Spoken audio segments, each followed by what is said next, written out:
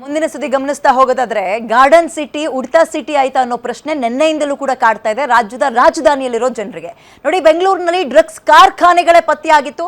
ಪೊಲೀಸರು ಗುಪ್ತಚರ ಇಲಾಖೆಯ ವೈಫಲ್ಯ ಅಂತ ಇದೀಗ ವಿಪಕ್ಷಗಳು ಕಿಡಿಕಾರ್ತಾ ಇದ್ದಾವೆ. ಸಿಸಿಬಿ ಕ್ರೈಮ್ ನಲ್ಲಿ ಸುಮೋಟೋ ಕೇಸ್ ದಾಖಲು ಮಾಡೋಕೆ ತಯಾರಿ ಮಾಡಿಕೊಂಡಿದ್ದು ಡ್ರಗ್ ಫ್ಯಾಕ್ಟರಿಯ ಪತ್ತೆ ಕೇಸ್ಗೆ ಸಂಬಂಧಪಟ್ಟಂತೆ ತನಿಖೆ ಚುರುಕಾಗಿದೆ. ಡ್ರಗ್ಸ್ ಕಾರ್ಖಾನೆ ಇದ್ದ ಕಟ್ಟಡದ ಮಾಲೀಕರ ವಿರುದ್ಧವೂ ಕೂಡ ಕ್ರಮ ಕೈಗೊಳ್ತಾರೆ.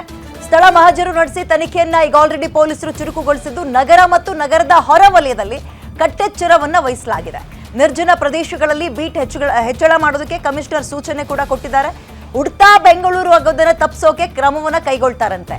ಇದೇ ಡ್ರಗ್ಸ್ಗೆ ಸಂಬಂಧಪಟ್ಟಂತೆ ಬೆಳಗಾವಿಯ ಸೆಷನ್ನಲ್ಲೂ ಕೂಡ ಪ್ರಸ್ತಾಪವನ್ನ ಇದೇ ವಿರೋಧ ಪಕ್ಷಗಳು ಮಾಡಿದ್ವು. ಬಟ್ ಗೃಹ ಸಚಿವರು ಆಗ ಅದನ್ನ ತೇಪೆ ಹಚ್ಚೋಕ್ ಮಾಡಿದಂತಹ ಪ್ರಯತ್ನ, ಡ್ರಗ್ಸ್ ಎಲ್ಲ ರಾಜ್ಯದಲ್ಲೂ ಇರುತ್ತೆ ಬಿಡ್ರಿ, ನಮ್ಮಲ್ಲಿ ಮಾತ್ರ ಅಲ್ಲ ಅಂತ ಹೇಳಿದ್ರು. ಬಟ್ ಇಲ್ಲಿ ಕೇವಲ ಡ್ರಗ್ಸ್ ಮಾರಾಟ ಅಲ್ಲ, ಡ್ರಗ್ಸ್ ಫ್ಯಾಕ್ಟರಿಗಳೇ ಇತ್ತು ಅನ್ನೋದು ನಮ್ಮ ರಾಜ್ಯದ ಪೊಲೀಸರಿಗೆ ಗೊತ್ತಾಗ್ಲಿಲ್ಲ, ನಮ್ಮ ರಾಜ್ಯದ ಇಂಟೆಲಿಜೆನ್ಸ್ ಗೊತ್ತಾಗ್ಲಿಲ್ಲ, ನಮ್ಮ ರಾಜ್ಯದ ನಾರ್ಕೋಟಿಕ್ ವಿಭಾಗಕ್ಕೆ ಗೊತ್ತಾಗ್ಲಿಲ್ಲ. ಬದಲಾಗಿ ಪಕ್ಕದ ಮಹಾರಾಷ್ಟ್ರಕ್ಕೆ ಗೊತ್ತಾಗಿದ್ದು ಹೇಗೆ ಅನ್ನುವಂಥದ್ದೇ ಪ್ರಶ್ನೆ. ಇದು ಬಹಳ ಮುಜುಗರ ಮತ್ತು ಮರ್ಯಾದೆ ಕಳೆದಂತಹ ಪ್ರಸಂಗ. ನಮ್ಮ ರಾಜ್ಯದವರಿಗೆ, ರಾಜ್ಯದಲ್ಲಿರುವ ಪೊಲೀಸರಿಗೆ ಇಲ್ಲಿ ಏನಾಗ್ತದೆ ಅಂತ ಗೊತ್ತಿಲ್ಲ. ಪಕ್ಕದ ರಾಜ್ಯದವರು ಬಂದು ಅದನ್ನ ಐಡೆಂಟಿಫೈ ಮಾಡ್ತಾರೆ ಅಂದಾಗ ರಾಜ್ಯದ ರಾಜಕೀಯದವರಿಗೂ ಮುಜುಗರ, ಪೊಲೀಸರಿಗೂ ಕೂಡ ಕಳಂಕ. ಇದರ ನಡುವೆ ಈಗ ಹೇಗೆ ಆಕ್ಟಿವ್ ಆಗ್ತಾರೆ ಅಂಡ್ ಹೊಸ ವರ್ಷ ಬೇರೆ ಬರ್ತಾ ಇದೆ, ಹೇಗೆ ಕಟ್ಟೆಚ್ಚರವನ್ನು ವಹಿಸ್ತಾರೆ ಅನ್ನೋದನ್ನ ಕಾದು ನೋಡಬೇಕು. ನಾರ್ಕೋಟಿಕ್ ಸೆಕ್ಟರ್ ಆಗಿರ್ಬೋದು ಅಥವಾ ಗುಪ್ತಚರ ಇಲಾಖೆ, ಪೊಲೀಸರು ಎಲ್ಲರ ವೈಫಲ್ಯ ಇದರಲ್ಲಿ ಎದ್ದು ಕಾಣ್ತಾ ಇದೆ. ಅನುಮಾನ ಬೇಡ ಇದರಲ್ಲಿ.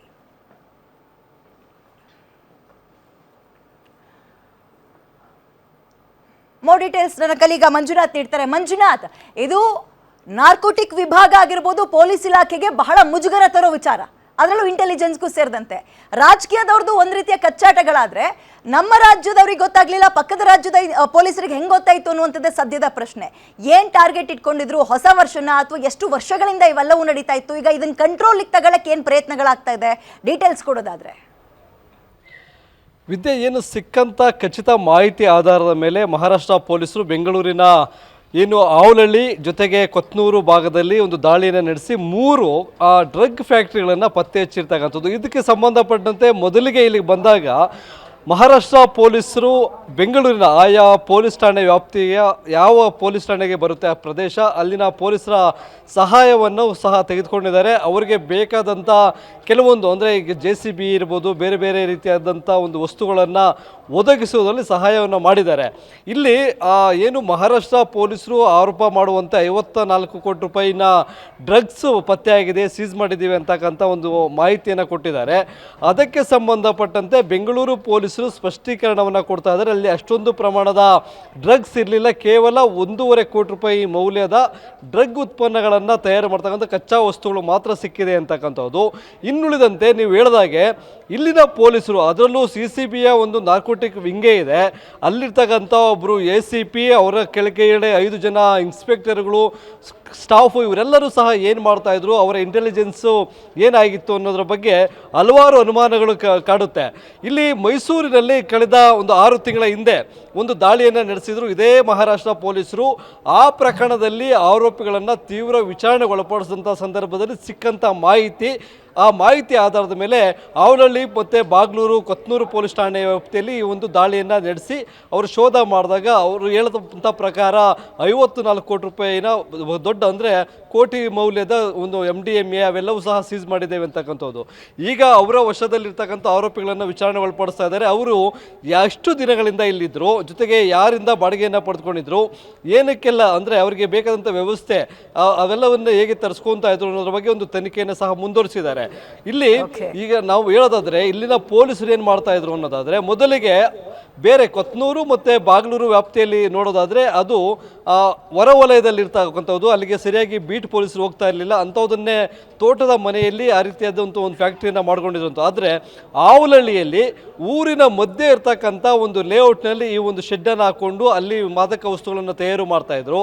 ಹಾಗಾಗಿ ಒಬ್ಬ ಪೊಲೀಸ್ ಠಾಣೆ ಇನ್ಸ್ಪೆಕ್ಟರು ಎಲ್ಲ ಕಡೆ ಗಸ್ತು ಹೋಗ್ತಾರೆ, ಅವರಿಗೆ ಪ್ರತಿಯೊಂದು ಮನೆ, ಅಂಗಡಿ, ಶೆಡ್ಡು ಇವೆಲ್ಲದರ ಬಗ್ಗೆ ಮಾಹಿತಿ ಇದೆ ಅನ್ನೋದು ಸುಳ್ಳು. ಯಾಕೆಂತಂದ್ರೆ ಆಯಾ ಏರಿಯಾಗಳಲ್ಲಿ ಬೀಟ್ ಪೊಲೀಸನ್ನು ಹಾಕಿರ್ತಾರೆ, ಅವರು ಬೀಟ್ ಹೊಡಿಬೇಕು. ಅಲ್ಲಿ ಅಕ್ರಮವಾಗಿ ಏನಾದರೂ ಚಟುವಟಿಕೆಗಳು ನಡೀತಾ ಇದ್ರೆ ಅದರ ಮಾಹಿತಿಯನ್ನು ಕಲೆ ಹಾಕಿ ಇನ್ಸ್ಪೆಕ್ಟರ್ಗೆ ಮಾಹಿತಿ ಕೊಡುವಂಥ ಕೆಲಸವನ್ನು ಆ ಬೀಟ್ ಪೊಲೀಸರು ಮಾಡಬೇಕು. ಮತ್ತೊಂದು ಸಿಬ್ಬಂದಿ ಇಲ್ಲಿ ಪ್ರತಿ ಪೊಲೀಸ್ ಠಾಣೆಯಲ್ಲಿ ಒಬ್ಬ SB ಡ್ಯೂಟಿ ಅಂದ್ರೆ ಸ್ಪೆಷಲ್ ಬ್ರಾಂಚ್ ಡ್ಯೂಟಿ ಮಾಡ್ತಕ್ಕಂಥವ್ರು ಇರ್ತಾರೆ. ಇವರು ಆ ಪೊಲೀಸ್ ಠಾಣೆ ವ್ಯಾಪ್ತಿಯಲ್ಲಿ ಏನೇನು ಆಗ್ತಾ ಇದೆ ಪ್ರತಿಯೊಂದು ಮಾಹಿತಿಯನ್ನ ತಿಳಿದಿರ್ತಕ್ಕಂಥ ಒಬ್ಬ Okay, ಮಂಜುನಾಥ್. ಸಿಬ್ಬಂದಿ. ಆ ವ್ಯಕ್ತಿಗೆ ಇಲ್ಲಿ ನಡೀತಾ ಇದ್ದಿದ್ದು ಏನು ಅನ್ನೋದ್ರ ಬಗ್ಗೆ ಮಾಹಿತಿ ಇಲ್ಲ. ಆದರೆ ಈಗ ಸಿಕ್ಕಿರ್ತಕ್ಕಂಥ ಮಾಹಿತಿ ಪ್ರಕಾರ ಈ ಒಂದು ಫ್ಯಾಕ್ಟ್ರಿಯಿಂದಲೂ ಮಾಮೂಲಿಯನ್ನು ತೆಗೆದುಕೊಳ್ತಾ ಇದ್ರು. ಆದರೆ ಆ ಮಾಮೂಲಿ ತೆಗೆದುಕೊಳ್ತಾ ಇದ್ದಿದ್ದು ಡ್ರಗ್ ತಯಾರು ಮಾಡ್ತಾ ಇದ್ದೀವಿ ಅನ್ನೋ ವಿಚಾರ ಅಲ್ಲ. ಮೊದಲಿಗೆ ಗೃಹೋಪಯೋಗಿ ವಸ್ತುಗಳಾದಂಥ ಈ ಪಿನಾಯಿಲ್ ಇರ್ಬೋದು ಅಥವಾ ಏನು ಬೇರೆ ಬೇರೆ ಫ್ಲೋರ್ ವಾಶ್ ಮಾಡೋಂಥದ್ದು ಕೆಮಿಕಲ್ಗಳನ್ನು ತಯಾರು ಮಾಡ್ತಾ ಇದ್ದೀವಿ ಅಂತಕ್ಕಂಥ ಮಾಹಿತಿ ಇತ್ತು ಅನ್ನೋದು. ಆದರೆ ಅವರು ಒಮ್ಮೆ ಪರಿಶೀಲನೆ ಮಾಡಿದರೆ ಯಾವುದೋ ರಾಜ್ಯದ ಒಬ್ಬ ಪೊಲೀಸ್ ಸಿಬ್ಬಂದಿಗಳು ಬಂದು ಇಲ್ಲಿ ಪರಿಶೀಲನೆ ಮಾಡಿ ಇಷ್ಟೊಂದು ದೊಡ್ಡ ಮಟ್ಟದ ಡ್ರಗ್ ರ್ಯಾಕೆಟ್ ಅನ್ನ ಭೇದಿಸುವಂತ ಅವಶ್ಯಕತೆ ಇರಲಿಲ್ಲ ಅನ್ನೋದು ಬೆಳಕಿಗೆ ಬರುತ್ತೆ. ವಿದ್ಯಾ, ವೆಲ್, ಥ್ಯಾಂಕ್ ಯು ಮಂಜುನಾಥ್ ಡೀಟೇಲ್ಸ್ಗೆ. ಇನ್ನು ರಾಜಕೀಯವಾಗಿ ನೋಡೋದಾದ್ರೆ ಬಿಜೆಪಿಗೆ ಒಂದು ಒಳ್ಳೆ ಅಸ್ತ್ರ ಸಿಕ್ಕಂಗಾಗಿದೆ.